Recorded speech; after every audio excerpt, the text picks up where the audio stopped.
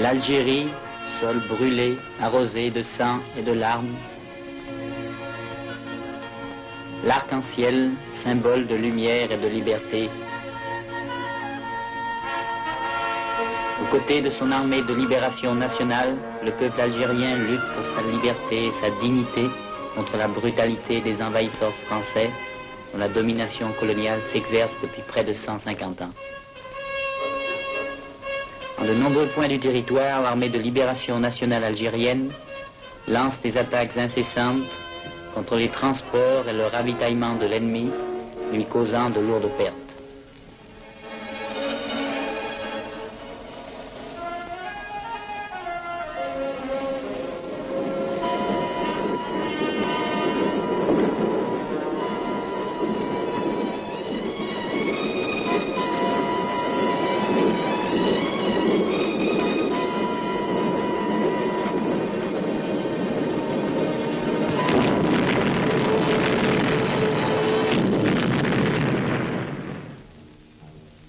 Une importante mission vient d'être exécutée. Le détachement se retire dans les montagnes.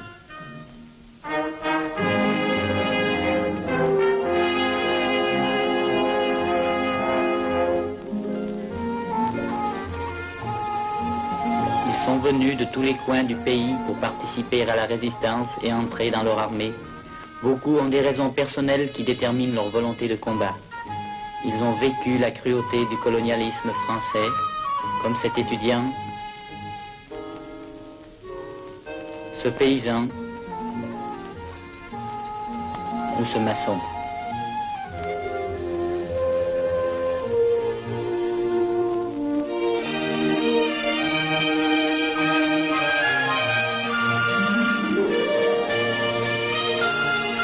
L'armée est une grande communauté. Officiers et soldats sont comme des frères, une grande famille au combat comme au repos. Le moral et la discipline naissent de la volonté commune de conquérir la liberté pour leur patrie.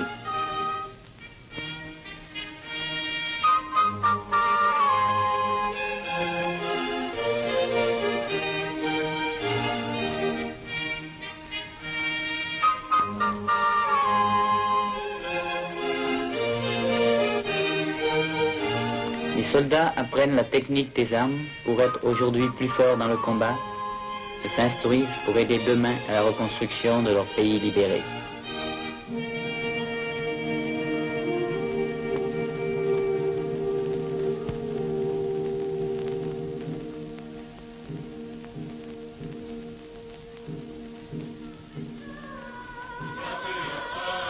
Leurs chants parlent de liberté et de la solidarité des peuples arabes.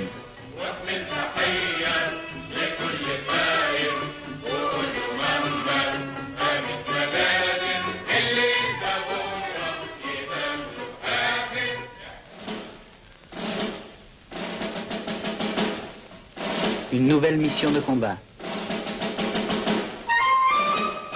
Rapport de l'état-major opérationnel du bataillon. La compagnie reçoit l'ordre de s'unir à 2 autres compagnies pour exécuter une nouvelle mission de combat.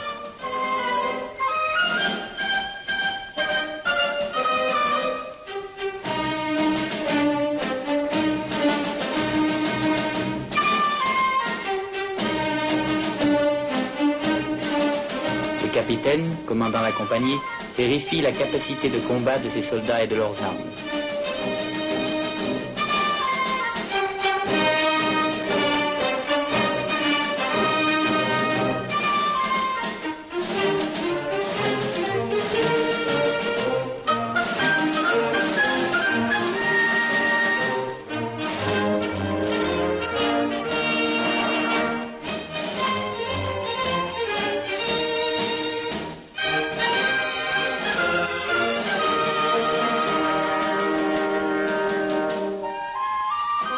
Les femmes des fermes paysannes voisines font cuire elles-mêmes la kisra, le pain du soldat.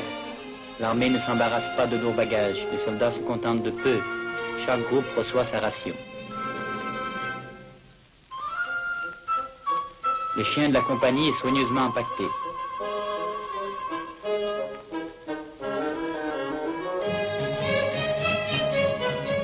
Ils n'ont que des mulets alors que l'armée française est complètement motorisée. Cependant, ils sont vainqueurs. 3 hommes dirigent la compagnie. Le capitaine, le commissaire politique, l'officier instructeur.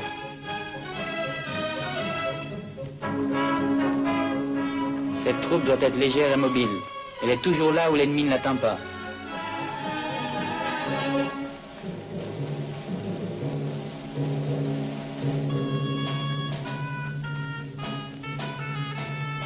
Un au revoir aux camarades blessés.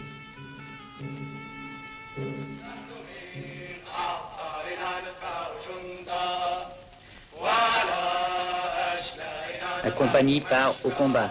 Elle n'avance pas seule. Des milliers d'yeux gardent son chemin à travers les ravins et les forêts, à travers les sommets inhospitaliers et les plaines désertes. L'amour de tout un peuple l'accompagne.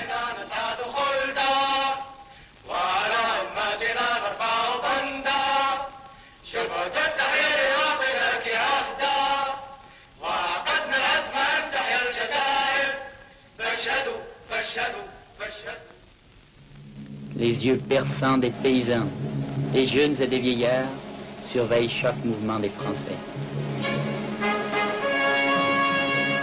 Les femmes luttent courageusement aux côtés des hommes. Beaucoup d'entre elles portaient encore le voile de l'islam il y a peu de temps. Aujourd'hui, elles sont infirmières dans l'armée algérienne. Elles doivent recourir aux armes pour défendre leur honneur.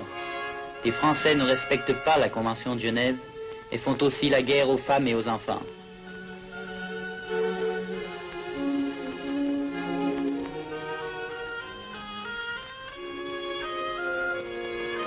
Mais ces femmes n'aident pas seulement à panser les blessures du combat, elles aident aussi les habitants des villages dans la misère. Elles luttent contre la faim, le besoin et la maladie, conséquence de 4 ans de guerre et de 150 ans d'exploitation. C'est avec dévouement qu'elles remplissent leurs tâches. Beaucoup y perdent la vie.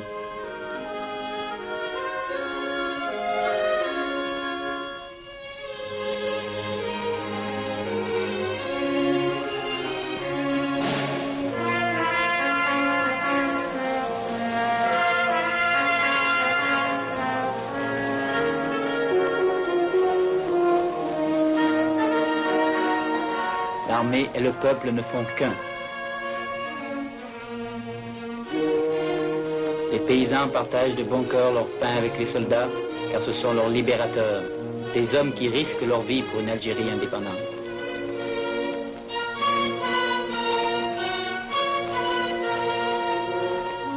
Ce jeune paysan rejoindra bientôt aussi les rangs de l'armée de libération. Le jour, les paysans des villages offrent un abri aux soldats contre les avions ennemis. La nuit, les combattants cheminent à travers les plaines.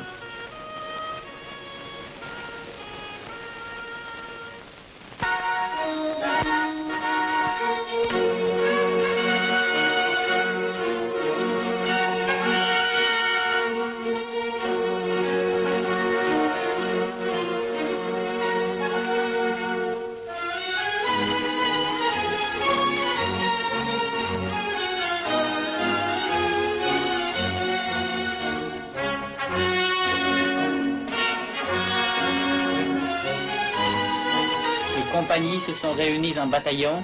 Mission, attaque contre un point d'appui militaire français.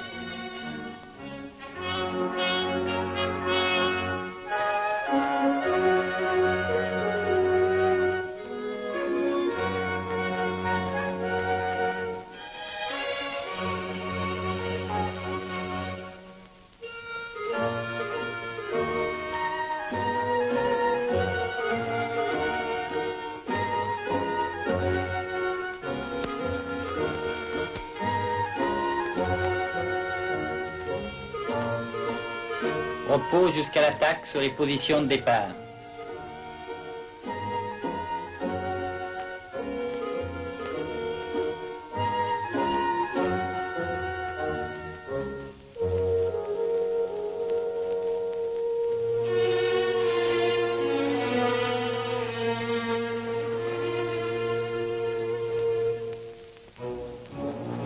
Des avions ont repéré les avant-postes. Les mitrailleuses leur réservent un accueil chaleureux.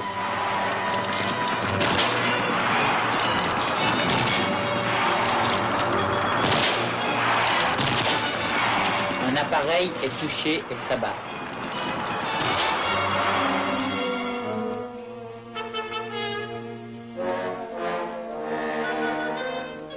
Sur les débris des ailes, le drapeau tricolore, jadis symbole de liberté et de fraternité, mais aujourd'hui symbole d'oppression coloniale et de génocide pour les Algériens.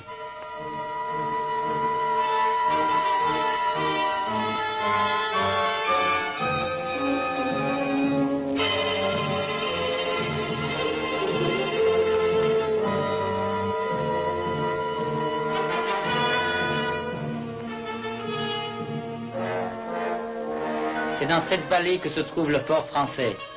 Une patrouille de cavalerie quitte les positions françaises. Les éclaireurs algériens sont prêts à tirer, mais la patrouille ne remarque rien d'anormal.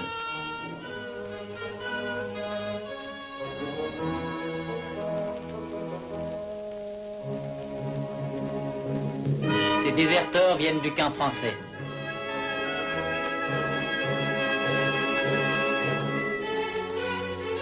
Deux d'entre eux sont des Algériens, enrôlés de force dans l'armée française. Ils ont obtenu le mot de passe par l'intermédiaire d'agents de liaison.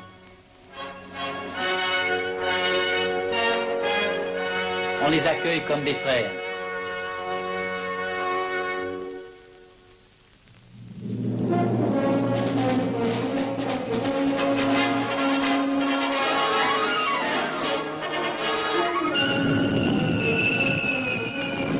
L'attaque commence. Les mitrailleuses et les lance-grenades ouvrent le feu sur le camp militaire ennemi.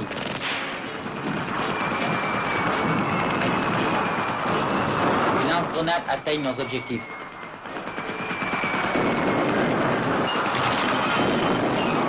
Les parachutistes français tentent une contre-attaque.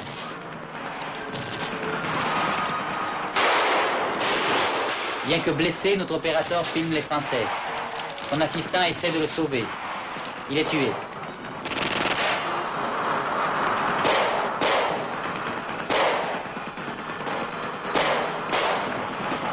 La caméra est atteinte aussi, c'est pourquoi nous n'avons pas d'image de l'assaut du fort.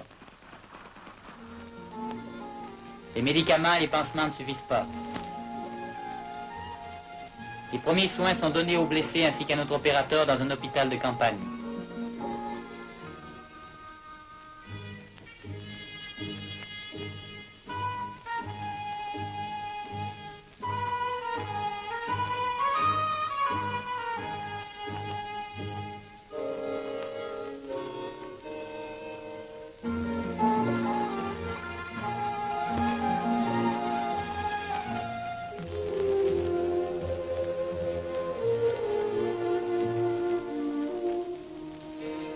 Nos premiers pas nous mènent aux ruines calcinées du fort français.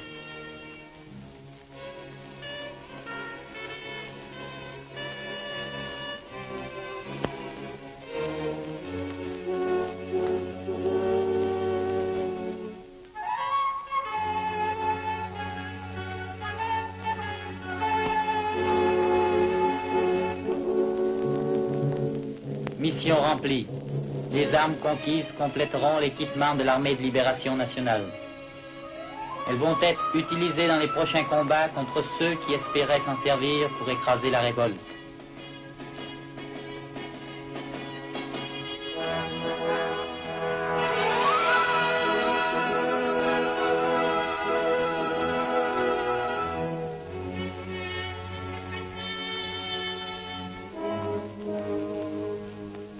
Mais l'assaut du camp tranché français a causé des pertes aux combattants algériens.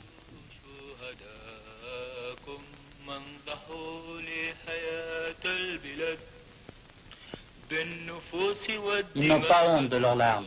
Ils haïssent cette sale guerre, mais ils savent que la paix et l'indépendance ne se conquièrent que par la lutte. Leurs frères et leurs amis ne sont pas tombés en vain.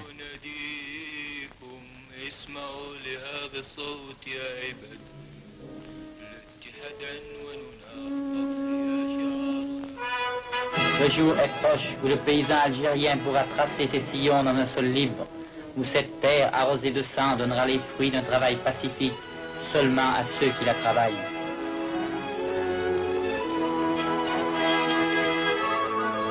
Et les soldats de l'armée de libération partent vers de nouveaux combats, jusqu'à ce que la flamme de la guerre d'Algérie s'éteigne pour toujours et que la paix règne. jusqu'à ce que le peuple algérien soit maître chez lui.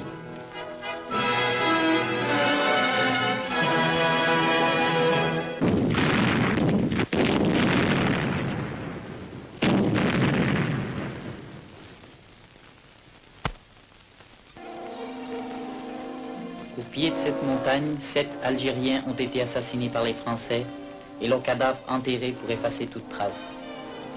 Dans la vaste plaine, l'herbe recouvre de sa verdure le lieu de leur dernier sommeil.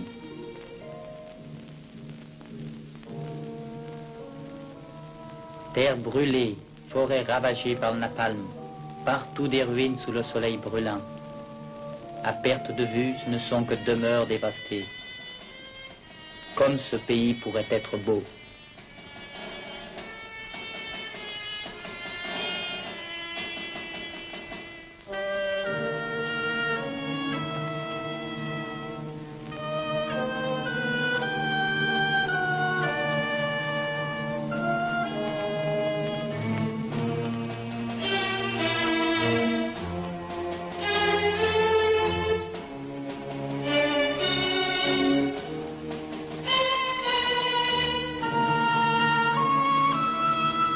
Notre compagnie rencontre sans cesse des hommes de notre peuple fugitifs sur le sol de leur propre pays.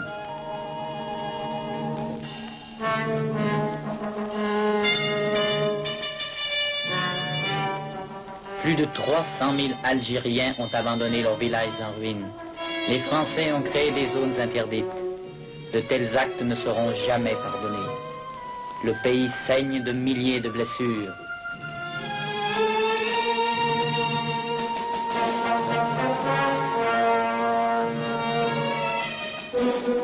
À chaque point d'eau encore utilisable, des réfugiés et encore des réfugiés. Comme il est difficile dans ces épreuves de ne pas perdre courage et de conserver l'espérance.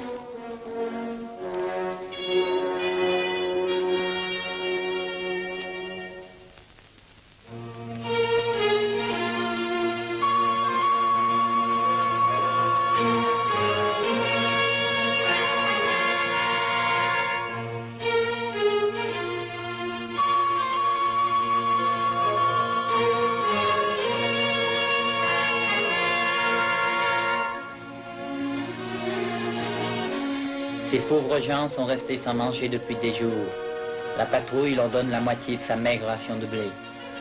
Pas un soldat ne s'en plaint.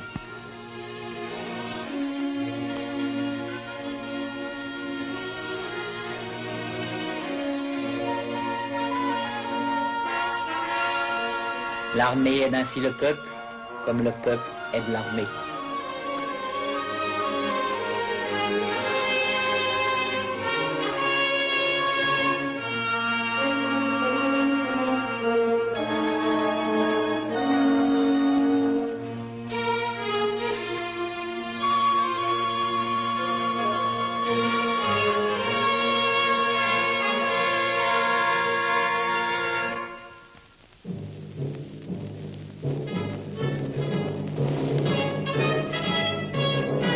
La marche continue dans les montagnes vers de nouveaux objectifs de combat.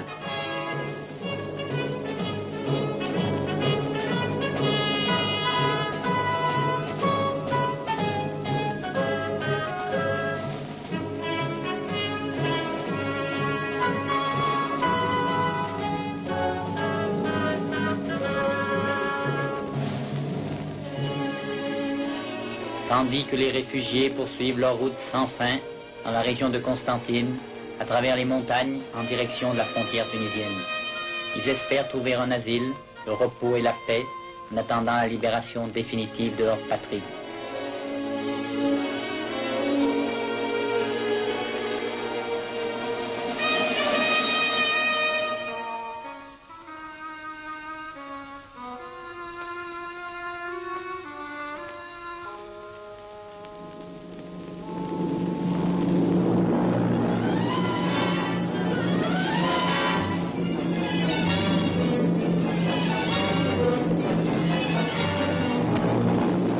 Et voici de nouveau ceux qui portent la mort, les avions américains aux couleurs françaises, assassinant les femmes, les enfants et les vieillards sans défense.